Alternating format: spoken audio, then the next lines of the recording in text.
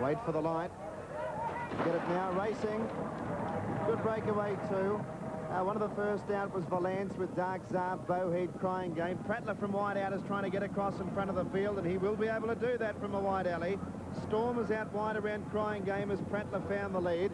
Dark Czar's back in about 8th placing around Desert Chill out of the straight. Darchar 4 wide, and Bullwinkle's about 5 deep out of the straight. Berserk was next on the inside, made contact with either the running rail or heels of another runner, got slightly checked. Behind it, Cedo Bridge from Accommodator, then Pratara's Bay 3 wide around Rover, Gayquan, Nat the Brat second last, and McGuan was last of all. 1,900 metres to travel, and Prattler in front. The 3-year-old leads by just over a length to Crying Game, a length and a half to Bowhead third, and Storm got across nicely to settle into 4th spot.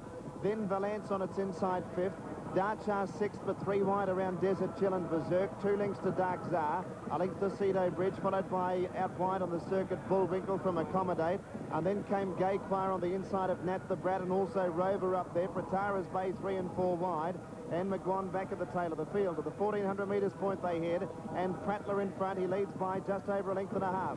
In second spot, Crying Game, and Bowhead's had a lovely run third, the inside of Storm. Then came Valance. On its outside was Desert Chill. Darchar's 3 wide, and it's been there from the start. A length and a half back then to Berserk over on the inside. They were followed by Cedo Bridge. Out midfield was Dark Czar on the outside of Berserk. Bullwinkle 3 wide around Cedo Bridge and Accommodate. And then came Nat the Brat, followed by Gayquan, Pratara's Bay, McGuan, and Rover last of all, about 10 or 11 lengths off Prattler. They're inside the 950-metre mark, and Prattler leads about 3/4 of a length to Crying Game, going up to put a bit more pressure on now. A length and a half to Bowhead on the inside of Storm, followed by Darchar, Valance. Desert Chill next, a length and a half to Berserk, followed by Bullwinkle, and then came Dark Czar. Cedo Bridge on its inside from Accommodate, then came Gayquan, Nat the Brat, and well back Rover. Pratara's Bay's back to second last, McGuan around it. Rounding the turn, 550 to go. It's Prattler, Crying Game together, running on Storm, followed by Valance. Bowhead in need of a run. Desert Chill making a race of it. He's wide out from Berserk, and then came Dark Czar as they run down to the 300. Prattler joined by Valance and Storm. Then Berserk, Crying Game can't go on. Bowhead getting through in the centre. Valance has taken the lead. Bowhead's a length away second, and then came Storm and Desert Chill, but it's Valance going for home. He's drawn clear from Bowhead, Storm and Gayquan late, but it's Valance. Valance is going to break through today. He's roaring right away to win easily. Valance is first, Bowhead second, third Storm, then Gayquan. They were followed in by Desert Chill from Rover, which made up ground, Dark Czar, then Darchar. Next in Berserk. They were followed by Cedo Bridge and Pratara's Bay, never in it. Prattler got tired from Crying Game, McGuan, Accommodate, Bullwinkle and Nat the Brat at the tail.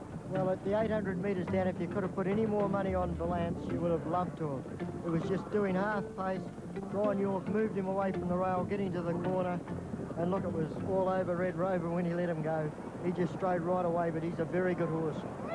And he was a fresh horse, you know, at the carnival, and he'll go on. He'll most probably stay and run in the Sandown Cup, and by G to take a brave man to back against him. It wasn't entered for the Melbourne Cup this year. They deliberately bypassed that race. His trainer, Peter Eggleston, is aiming the horse at the Melbourne Cup as a 5-year-old. He thought it might have been too hard an ask. But I tell you what, he's got him ready for this. First prize is just under $100,000 here, so that's a big check to pick up. Yeah, very good win. He was funny enough, we had to judge the best horse at the Caulfield Cup, and I tossed up between Valance and Skybow, and Skybow's come out and run third in the Melbourne Cup, but it's a very good win. Storm ran a good race, as did Bowhead. Pratara's Bay was a little bit disappointing. He looked well before the race. Here's that eye in the sky. There's Valance going to the line very well, beating Bowhead, and in the red colours and the gold cap is Storm. But all the honours with the winner. He's just been far too good for them.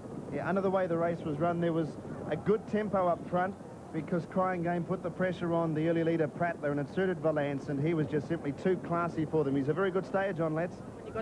Yes, he is, and Brian York, very, very happy guy. Brian, he's had a nice run all the way. Barrier 1. Had a beautiful run, John. Yeah, with that one alley, it's a great gate to have. It's a big help. We've seen Miss Margaret do the same in the race earlier, do the one gate. Nice speed. It makes a difference, doesn't it, when the barrier, when you come out and you've got a horse like Prattler and the speed's on in the long ones. Well, for sure, because you're already there. You don't have to do any work. You just lob into a nice spot. You can make up your own mind how close you want to be. You know, it's a ready-made run for you. And as you said, with Prattler and the other horse, Crying Game in there with a bit of speed in the race, it would run lovely. Brian, do you think the Sandown Cup? Well, I don't know. I mean, I think Peter's probably kicking himself he didn't have him in the Melbourne Cup, but he didn't think he had the miles into him, and which was probably right. But I'd say the Sandown Cup would be right up his alley. You wouldn't want to draw barrier 1 again, would you? Would we be that lucky, mate? Oh, you never know, mate. This is a funny game. Congratulations, Brian. Thanks, mate. Good on you, buddy. John Letts there with Brian York, who rode Valance to victory in a Group 2 event. Let's talk with two Peters. Actually, Peter's been talking to Peters all day. This time it's Peter Eggleston. Yeah, I think we Peters are going to have to stick together. Pete, congratulations. He's pretty smart, that fella. Yeah, he won well today. Had a lovely run from the alley, I think, which helped him. Could it turn out to be a blessing in disguise? You missed the run the other day in the 10 Newts. Well, it hasn't hurt him, you know. We're a bit disappointed we didn't get a run, but we knew the clauses of the race, and that's racing. They say that Yorkie's a good front-running jockey, but that was a perfect ride from behind as well. Yeah, lovely ride. He's a great rider, Brian. Good to see him get a winner over the carnival. Do you think we might see this horse in 12 months' time back here in a race on a Tuesday? For sure, I think. Actually, he turned 4 today. He's a 9th of November foal, so next year was going to be the plan for him, so we'll stick to that.